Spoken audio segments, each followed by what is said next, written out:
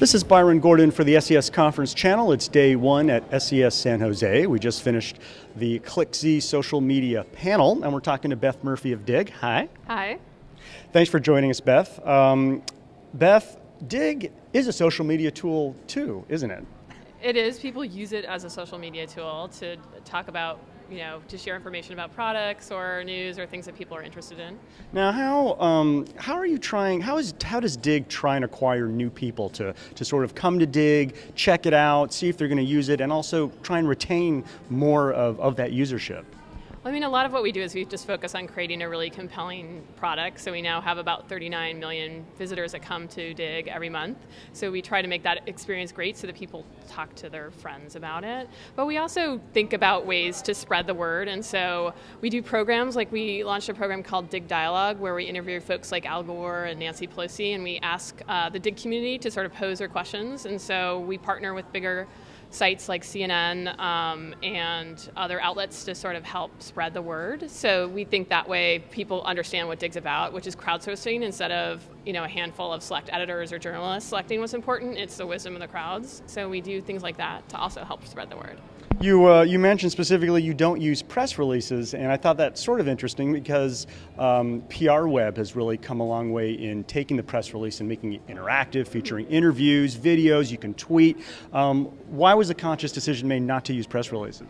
Well, we really view our blog as a way to talk to our community, and so and we try to make that as interesting and relevant to our core community as possible. So we will use things like videos. So when we launch a feature, we always like to put a demo in there, and so we see a lot of that become really viral. But I think we feel that the traditional press release that's kind of goes to the sort of abstract wires is sort of not very customized and is not really talking to who you need to talk to. So if we want to talk to a certain press outlet or a certain journalist, we'll reach out to those folks directly versus a broad sort of sweep. Now you're using tools like Facebook and Twitter.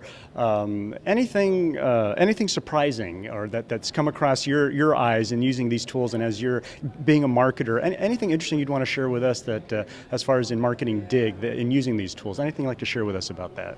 Well, I think they're always changing, and I think we're always listening to feedback from our community and trying to figure out what can we do differently. So we have 16 different Twitter feeds. Some of them are news feeds that have up to 800,000 followers. Some of them are just updates on what's going on at Digg, and some of them are ways that you can get support.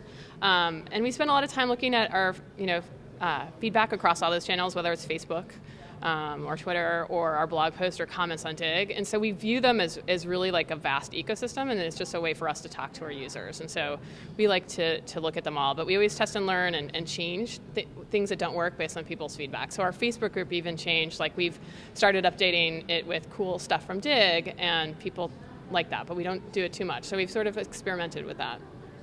All right. Well, thanks so much for chatting with us. Sure. Thanks. Great to be here. And there's more to come here at SES San Jose, day one. Stay tuned for more.